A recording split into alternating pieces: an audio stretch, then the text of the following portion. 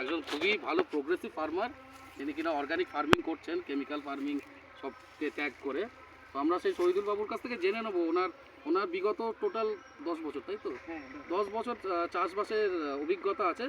তো প্রথমে উনিও কেমিক্যাল ফার্টিলাইজার, কেমিক্যাল পেস্টিসাইড এগুলো দিয়ে চাষবাস শুরু করেছিলেন, কিন্তু আস্তে আস্তে ধীরে ধীরে উনিও অর্গানিকের দিকে আজকের অর্গানিক ফার্টিলাইজার, অর্গানিক পেস্টিসাইড নিয়ে চাষবাস করছে। তো শহীদুল বাবু, আপনার যে পুরো জার্নিটা আমরা জানবো, তার আগে আপনাকে একটু ছোট্ট করে আপনার ইন্ট্রোডাকশন দিতে বলবো। একটু আপনার নামটা যদি একটু বলেন। আমার নাম হচ্ছে মোহাম্মদ শহীদুল ইসলাম, আচ্ছা লাটাগুড়িতে বাড়ি। আচ্ছা, আপনার কতটা জমিতে চাষবাস করছেন? আমার 1.5 বিঘা মাটিতে আবাদ করতেছি। আচ্ছা, 1.5 বিঘা। তো আপনি কি কি চাষবাস করছেন শহীদুল বাবু? এখন চাষ আছে আমার, লেটুস আছে, পাকচই আছে, সামারে স্কোয়াশ আছে 2 কোয়ালিটি, ব্রোকলি আছে, সুইট স্যালাড মূলো, তারপর আছে কালো আলু, এই যে আপেল কুমড়ো সামনে একটা দেখা যায়, আপেল কুমড়ো, তারপর এই যে সুইট এইটা হচ্ছে মূলো, মানে ভিতরে একদম লাল গোলাপি রঙের। এটা লাগাইছি এবার স্যাম্পল হিসেবে, যখন এটা মার্কেটে চলে, এখনও বিক্রি করা শুরু করিনি, তাহলে গতবার এটাই বেশি বেশি লাগাবো।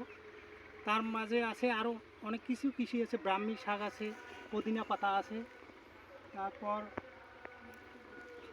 হলুদ ফুলকপি আছে, গোলাপি রঙের ফুলকপি আছে, ব্রোকলি, আচ্ছা এগুলো লাগাইছি। আরও পরিকল্পনা আছে এরকম মিষ্টি আবার লাগাবো, আচ্ছা। Chinese cabbage. তো আপনি প্রত্যেক বছর একই ফসল লাগান না ঘুরিয়ে ফিরিয়ে লাগান ফসলগুলো? ফসলগুলো একই ফসল না, মানে যে সময় যেটা পাই আর কি, নতুন। এই যেমন এই বছর সুইচ ছিলাম, এবার প্রথম লাগাইছি, কতবার এখন কি পাই দেখবো, যোগাযোগ করে। আচ্ছা আমার তো বিভিন্ন যোগাযোগ আছে, আচ্ছা বিভিন্ন যোগাযোগ করবো, মোবাইলে ঘাটবো, তারপর দেখি যে কী করা যায়। আচ্ছা, ঠিক আছে শহীদুল বাবু, আমরা এবার না ছোট্ট করে জান, আপনি বললেন 10 বছর আপনার চাষের অভিজ্ঞতা। তো আপনি যখন চাষবাস শুরু করেছিলেন, তখন কোন চাষ শুরু করেছিলেন আপনি? প্রথমে করেছিলাম ব্রোকলি থেকে শুরু করেছিলাম। ব্রোকলি থেকে। হ্যাঁ। ওই একটু যদি চাষের পদ্ধতিটা আমাদেরকে বলেন, আপনি প্রথম যে ব্রোকলিটা মানে কিভাবে আগে শুরু তো করেছিলেন? বেগুন, বাঁধাকপি, ফুলকপি লাগাইতাম, তারপর একটা চিন্তা ভাবনা আসলো যে আনকমন কিছু কৃষি করা যায় কিনা, তাহলে না, আমি একদম আপনার শুরুর প্রথম দিকের কথা বলছি, যখন আপনি রাসায়নিক সার ব্যবহার করতেন। প্রথমে তখনকার কথা জিজ্ঞেস ওখানে করছি। তো আগে রাসায়নিক দিয়ে চাষ করতাম। হ্যাঁ। মানে আস্তে আস্তে মানে বিভিন্ন জায়গায় আমি ট্রেনিংয়ে যাই, তো ট্রেনিংয়ে যাওয়ার পরে ওখান থেকে বারবার বলে, যেমন এডিও অফিসে যাই, কৃষি বিজ্ঞানে যাই, তারপর আদমি প্রকল্পে যাই, এগুলাতে বারবার একই কথা বলে যে সারটাকে কমান। আমিও না, চেষ্টা চালাচ্ছি। না, আমরা এটাতে পরে আসবো। আমি আগে যেটা জিজ্ঞেস করছি, আপনি কিভাবে চাষ করছিলেন রাসায়নিক? আপনি আপনারটা বলুন। ইউরিয়া কতটা দিতেন আগে মাটিতে? আগে তো জমিতে উড়িয়া দিতাম। হ্যাঁ, কতটা কিরকম DAP, দিতেন? প্রথম 10 চাষটা কি করতেন? প্রথম চাষ বেগুন বেগুন।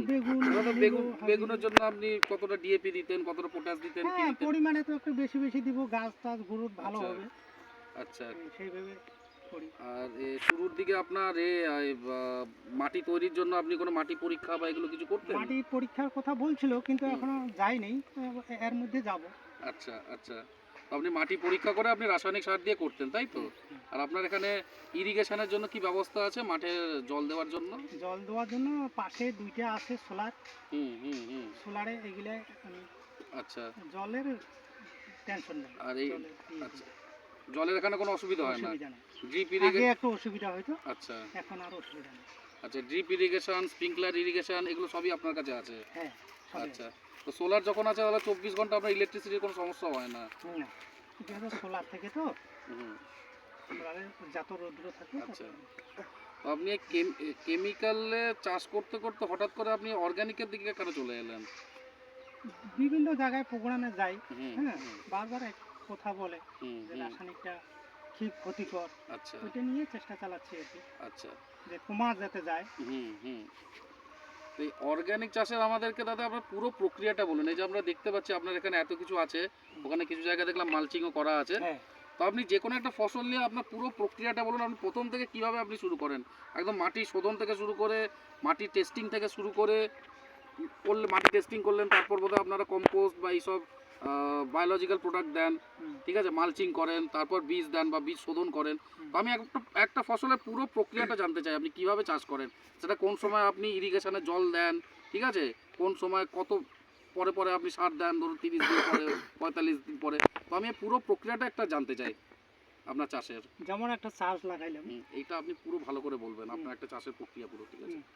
প্রথমে একটা চাষ লাগাইলাম, দেখলাম যে এখানে জমিতে হুম, জলের প্রয়োজন আছে, হুম, তাহলে হালকা করে জল দিয়ে দিলাম। আচ্ছা, মানে ধরে নাও 20 দিন হুম, 25 দিনের মধ্যে, হুম, মানে বিভিন্ন ক্ষেতের বিভিন্ন থাকে তো, ধরে নাও আমার কিছু ক্ষেত আছে 1 মাসের মধ্যে হয়ে যায়, হুম, হুম, কতগুলা 3 মাস লাগে। হুম, তো যেটা যেরকম ক্ষেতের সেই রকম ভাবে জলটা দিতে হবে, হুম, মানে নিয়ম মতন। হুম, মানে জলটা দেওয়ার দরকার হলে দিতে হবে, হুম, আর না হলে ক্ষতি হবে। হুম, যেমন চাইনিজ ক্যাবেজ আছে, হুম, হুম, জল যখন অতিরিক্ত বেশি হয়ে যায় হুম, তাহলে গাছটা ঝিমে যায়। হুম, তাহলে একটা পরিমাণ মতন জল দিতে হবে, হুম, সেটা হয়তো 20 দিন 25 দিন পরে দিলাম। আচ্ছা।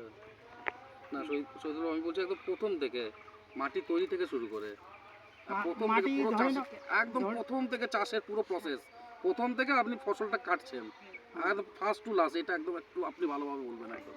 ধরে নাও আমি গোলাপি রঙের ফুলকপি লাগালাম, হুম, আমি জমিটাকে তৈরি করলাম, হুম, তৈরি করার পরে এখানে ভার্মি কম্পোস্ট, হুম, গোবর সার হুম, দিয়ে জমিটাকে চাষ করলাম। হুম, চাষ করার পরে ওইখানে আমি বীজটা রোপণ করে দিলাম। হুম, হুম, বীজটা না, চারা, হুম, চারাটা লাগাই দিলাম। চারাটা লাগার পরে ধরে নাও যে 20 দিন 25 দিন পরে একটা জল দেওয়া দরকার, হুম, জল দিয়ে দিলাম।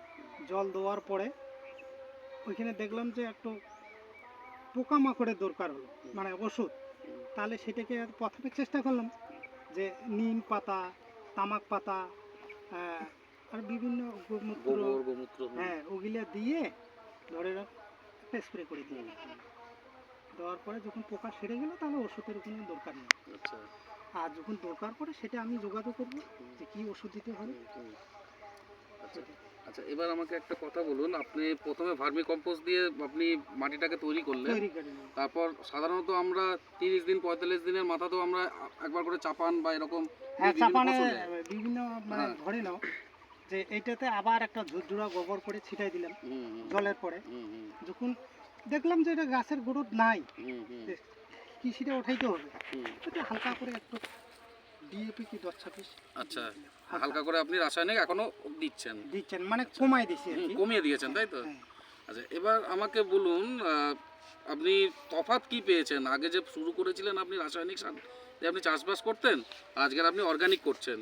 প্রয়োজন মতো একটু আধটু রাসায়নিক হ্যাঁ, দিচ্ছেন, হ্যাঁ, দিচ্ছি, হ্যাঁ। অবশ্যই দরকার, একদম জিরো করা যায় না। জিরো করা যাবে না। তো এই দুটোর মধ্যে আপনার কি অভিজ্ঞতা, আপনার কি এক্সপিরিয়েন্স, তাতে আপনার কি খরচা কমেছে, ফসল হ্যাঁ, বেড়েছে? খরচা কমে গেছে, আচ্ছা, খরচা অনেক কমেছে। খরচা কমে গেছে। আচ্ছা। তার মধ্যে ধরে নাও হয়তো আমার সাইজে একটু ছোট হলো, হুম, হুম, তো সেটা না, আমি দামটা নিয়ে কোনো ব্যাপার নাই, ওটা একটু মিলাই নিই আর কি। আমি তো আচ্ছা, নিজে দোকানদারি আচ্ছা, করি তো, আচ্ছা, যেটা সাইজ ছোট হলে কি হবে, এর হুম, মধ্যে রাসায়নিক কম আছে। হুম, হুম, হুম, আমি যদি সেই রকম আর রাসায়নিক দিতাম তাহলে সাইজটাকে বড় করতাম, হুম, হুম, 1 কেজি 1.5 কেজি 2 কেজি হুম, করতাম। হুম, এটা হয়তো 500 600 700 গ্রাম আছে, হুম, হুম, তাতে হুম। এটা অসুবিধা নেই, এটা খাইতে টেস্ট হবে। আচ্ছা, টেস্ট হবে। মানে আপনার রাসায়নিকে, কিন্তু শুরুর দিকে যখন আমরা যেটা দেখেছি, শুরুর দিকে রাসায়নিক চাষ হ্যাঁ, করলে সেখান তো মানে প্রচুর শুরুর দিতাম। দিকে একটু বেশি বেশি বেশি, খরচ হ্যাঁ, হয়। হ্যাঁ। তো আমি আপনার সেই অভিজ্ঞতাটা জানতে চাই, মানে শুরুতে আপনার কিরকম খরচ হয়েছিল, আস্তে আগে আস্তে তো খরচ অনেক কমেছে? সার দিতাম, হুম, হুম, অনেক সার দিতাম, এখন তো অনেকটা কমাই দিচ্ছি। আচ্ছা, আচ্ছা, আর বাস্তবে আপনারাও বুঝতে পারতেছেন যে আচ্ছা। আমার জমিতে একটু সার কম আছে। মানে অর্গানিক আপনি দিচ্ছেন, আপনার খরচ এখন কমেছে আগের থেকে, তাই হ্যাঁ, তো? হ্যাঁ, অনেক আচ্ছা, সার কম আচ্ছা। আছে।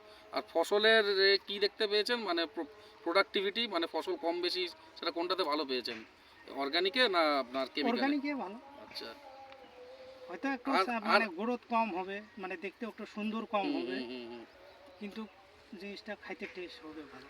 আর কি কি তফাৎ পেয়েছেন আপনার জমির মধ্যে? আশেপাশে তো আপনার অনেক চাষি ভাইরাও চাষবাস করছে, হুম। আপনি অর্গানিক দিয়ে করছেন, আর কি কি আপনি দেখেছেন যে আপনার চাষবাসের মধ্যে ভালো দিক, যেটা মানে অন্যরা আপনাদের ফলো করছে, মাটির স্বাস্থ্য বলুন বা এইসব বলুন, যেটা এটা তো অবশ্যই হুম, আসে এসে দেখে যায় হুম, যে তুমি কি কি দিচ্ছ। হুম, হুম, আমি মাঝে মাঝে বলি যে আপনারা একটা কাজ করেন, বিভিন্ন কৃষির মধ্যে বাউন্ডারিতে ফুল গাছ লাগবে, আচ্ছা, এর মধ্যে তাহলে পোকা কম হবে, স্প্রে কম লাগবে। আচ্ছা, যেমন এই যে আমার লাগানো আছে হুম, হুম, হুম, বর্ডার ক্রপ বলে এটাকে, হুম, হুম, সেটা গেঁদা ফুল লাগাই দিছি।